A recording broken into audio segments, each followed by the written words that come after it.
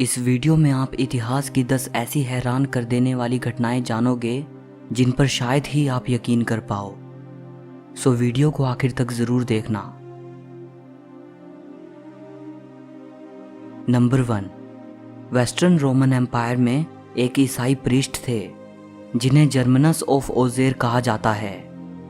सन 430 में Easter Sunday के दिन जर्मनस की ईसाई सेना पर ईसाई विरोधी बारबेरियंस ने धावा बोल दिया।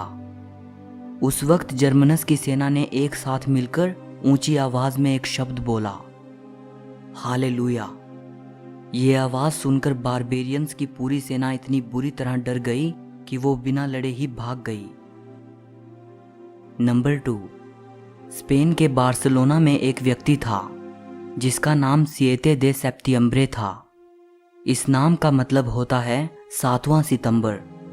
उसका ये नाम इसलिए पड़ा क्योंकि वो 7 सितंबर 1749 को पैदा हुआ था। 1801 में वो 7 सितंबर को ही मरा। उसके बेटे का नाम भी सिएते दे सेप्टियम्ब्रे ही था क्योंकि वो 7 सितंबर 1774 को पैदा हुआ था। हैरानी की बात है कि 1826 में वो 7 सितंबर को ही मरा। उसके ग्रैंडसन का नाम भी सिएते दे सेप्टियम्ब्रे ही था। वो 7 सितंबर 1814 को पैदा हुआ था और 7 सितंबर 1862 को मरा। नंबर 3, 1914 में फर्स्ट वर्ल्ड वॉर के दौरान जर्मनी का एक जासूस पीटर कार्पिन फ्रांस की सीमा में घुस गया। फ्रांस की सीमा में घुसते ही फ्रांसीसी गुप्तचरों ने उसे पकड़ लिया। पीटर की गिरफ्तारी को छिपाकर फ्रेंच लोग उसकी तरफ से झूठी खबरें जर्मनी भेजते रहे और जर्मनी द्वारा पीटर के लिए खर्च की जो रकम भेजी जाती थी उसे फ्रेंच लोग खुद हथियाते रहे। 1917 में पीटर फ्रांसीसियों की कैद से निकल भागा। अब संयोग देखिए, जो पैसे जर्मनी की तरफ से पीटर के लिए आते थे उन्हीं पैसों से फ्रांसीसियों ने एक कार खरीदी। 1919 में उस कार से एक व्यक्ति कुचलकर मारा गया। बाद में पता चला कि वो शख्स पीटर कार्पिन ही था। नंबर 4, 1967 में ऑस्ट्रेलिया के प्राइम मिनिस्टर हैरोल्ड होल्ट अचानक गायब हो गए और आज तक उनका कुछ अता पता नहीं है। उनके गायब होने को लेकर बहुत सारी कॉन्स्पिरेसी थियरीज हैं। क्योंकि उनका कुछ पता नहीं चल पाया इसीलिए ये मान लिया गया है कि वो 1967 में ही मर गए थे। नंबर 5, 1724 में स्कॉटलैंड की मैगी डिक्सन नाम की एक औरत को फांसी की सज़ा सुनाई गई।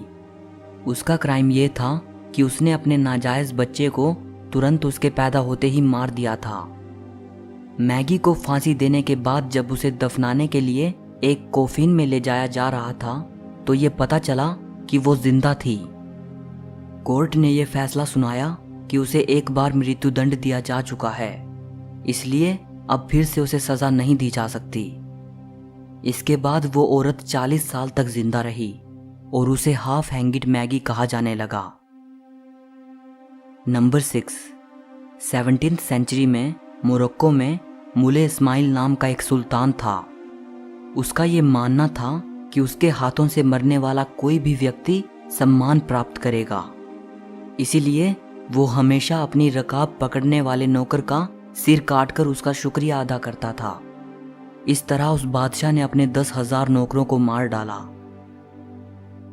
नंबर 7, 1 सितंबर जापान के इतिहास में बहुत बुरी तारीख है। जापान में विनाशकारी भूकंप 6 बार ठीक इसी तारीख को आया।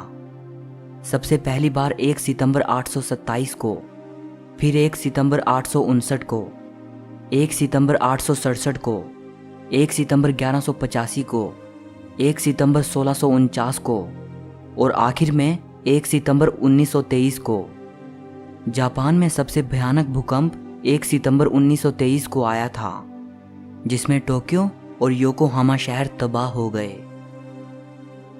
नंबर 8, फ्रैंक हेस नाम का एक व्यक्ति जो कि एक घुड़सवार था। 4 जून 1923 को उसने एक हॉर्स रेस में हिस्सा लिया। बदकिस्मती से फ्रैंक को रेस के दौरान हार्ट अटैक आ जाता है और रेस के बीच में ही उसकी मृत्यु हो जाती है। लेकिन हैरानी की बात है कि मरने के बाद भी वो अपने घोड़े से नीचे नहीं गिरता और उस पर बैठा हुआ ही फिनिशिंग लाइन को पार कर जाता है। इससे पहले फ्रैंक ने अपनी जिंदगी में कोई रेस नहीं जीती थी और किसी ने उससे ये उम्मीद नहीं की थी कि वो ये रेस जीतेगा।